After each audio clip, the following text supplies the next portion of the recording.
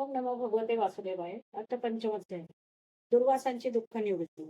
श्रीशुक म्हणतात, भगवंतांनी असे सांगितल्यावर सुदर्शन चक्राच्या तेजाने त्रस्त झालेले दुर्वास परत अमरीशाकडे आले आणि अत्यंत दुःखी होऊन त्यांनी राजाचे पाय धरले. दुर्वासांचे हे कृत्य पाहून आणि त्यांनी पाय धरल्याने लज्जित होऊन अत्यंत दयाळू अमरीशाने भगवंतांच्या त्या चक्राची स्तुती केली. अमरीश म्हणाला, हे सुदर्शना, तू अग्नी, भगवान सूर्य, नक्षत्र मंडळांचा अधिपती चंद्र आहेस. जल, पृथ्वी, आकाश, वायू, पंचतन्मात्रा आणि सर्व इंद्रिये सुद्धा तूच आहे. भगवंतांना प्रिय 1000 दात असणाऱ्या हे सुदर्शना, मी तुला नमस्कार करतो. सर्व अस्त्रांना नष्ट करणाऱ्या आणि पृथ्वीचे रक्षण करणाऱ्या चक्रा, तू या ब्राह्मणाचे रक्षण कर. तूच धर्म, मधुर आणि सत्यवाणी, सर्व यज्ञांचा अधिपती आणि स्वतः यज्ञ सुद्धा आहेस. तू सर्व लोकांचा रक्षक, तसंच सर्व लोक स्वरूप सुद्धा आहेस. परमपुरुष परमात्म्याचे श्रेष्ठ तेज तू आहेस. हे सुनाभा, तू सर्व धर्माच्या मर्यादांच्या रक्षण करता आणि अधर्माचे आचरण करणाऱ्या असुरांचे भस्म करणारा अग्नी आहेस. तू तिन्ही लोकांचा रक्षक, विशुद्ध, तेजोमय, मनोवेगासारखा गतिमान आणि अद्भुत कर्मे करणारा आहेस. तुला नमस्कार असो, मी तुझी स्तुती करतो. हे वेदवाणीच्या आधीश्वरा, तुझ्या धर्ममय तेजाने अंधकाराचा नाश होतो आणि सूर्य इत्यादी महापुरुषांच्या प्रकाशाचे रक्षण होते. तुझा महिमा जाणणे कठीण आहे. लहान मोठे असे हे सर्व कार्यकारणात्मक जग तुझे स्वरूप आहे.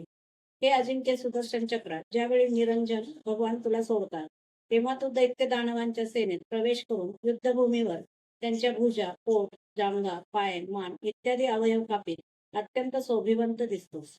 हे विश्वरक्षका, सर्वांचे प्रहार सहन करणाऱ्या तुला गदाधारी भगवंतांनी दुष्टाच्या नाशासाठी नेमले आहे.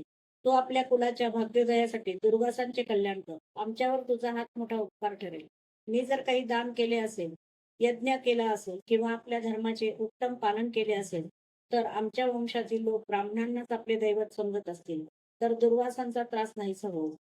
सर्व गुणांचे एकमेव आश्रय असणाऱ्या भगवंतांना जर मी समस्त प्राण्यांच्या आत्म्याच्या रूपात पाहिले असेल आणि ते माझ्यावर प्रसन्न असतील, तर दुर्वासांचा सर्व त्रास दूर हो. श्रीशुक म्हणतात, दुर्वासांच्या सगळ्या बाजूंनी दाह करणाऱ्या भगवंतांच्या सुदर्शन चक्राची राजाने अशी स्तुती केली, तेव्हा त्यांच्या प्रार्थनेमुळे ते चक्र शांत झाले. जेव्हा दुर्वास चक्राच्या आगीपासून मुक्त झाले आणि त्यांचे चित्त स्वस्थ झाले, तेव्हा ते राजाला उत्तम आशीर्वाद देत त्याची प्रशंसा करू लागले. दुर्वास म्हणाले, धन्य आहे, आज मी भगवंतांच्या भक्तांचे महत्व पाहिले. राजन, मी तुझा अपराध केलेला असूनही तू माझ्यासाठी शुभ कामनाच करीत आहेस. ज्यांनी भक्तवत्सल भगवान श्रीहरींच्या चरणकमलांना घट्ट मिठी मारली आहे, त्या साधू पुरुषांना कोणता अनुग्रह अवघड आहे आणि अशा महात्म्यांना कोणता अपराध विसरणे शक्य आहे. ज्यांच्या नामाच्या केवळ श्रवणाने जीव निर्मल होऊन जातो, त्या भगवंतांच्या दासांना कोणते कर्तव्य शिल्लक राहते. महाराज, आपले हृदय करुणेने भरल्यामुळे आपण माझ्यावर मोठेच उपकार केले, कारण आपण मी केलेले अपराध विसरून माझ्या प्राणांचे रक्षण केले. राजा काही न खाता त्यांच्या परत येण्याची वाट पाहत होता. आता त्याने दुर्वासांचे चरण धरून आणि त्यांना प्रसन्न करून भोजन घातले. राजाने आदरपूर्वक आणलेले अतिथीला योग्य असे सर्व प्रकारचे भोजन करून दुर्वास तृप्त झाले आणि राजाला आदराने म्हणाले, राजन, आता आपणही भोजन करावे. भगवंतांचे भक्त असणारे आपले दर्शन, स्पर्श, संवाद आणि मनाला भगवंतांकडे प्रवृत्त करणाऱ्या आतिथ्याने मी अत्यंत प्रसन्न आणि उपकृत झालो आहे. स्वर्गातील देवांगना वारंवार आपल्या या उज्ज्वल चरित्राचे गायन करतील. ही पृथ्वी सुद्धा आपल्या परमपुण्यमय कीर्तीचे संकर्षण करीत राहील. श्रीशुक म्हणतात, दुर्वासांनी अतिशय संतुष्ट होऊन राजाच्या गुणांची प्रशंसा केली आणि त्यानंतर त्यांचा निरोप घेऊन फक्त निष्काम कर्माने प्राप्त होणाऱ्या ब्रह्मलोकाकडे ते आकाशमार्गाने गेले. दुर्वास परत येईपर्यंत 1 वर्षाचा कालावधी लोटला. इतके दिवसपर्यंत राजा त्यांच्या दर्शनाची इच्छा मनात धरून फक्त पाणी पिऊनच राहिला. जेव्हा दुर्वास निघून गेले, तेव्हा त्यांनी भोजन करून उरलेले अत्यंत पवित्र अन्न स्वतः खाल्ले. आपल्यामुळे दुर्वासांना दुःख भोगावे लागले आणि नंतर आपण केलेल्या प्रार्थनेमुळे त्यांची सुटका झाली.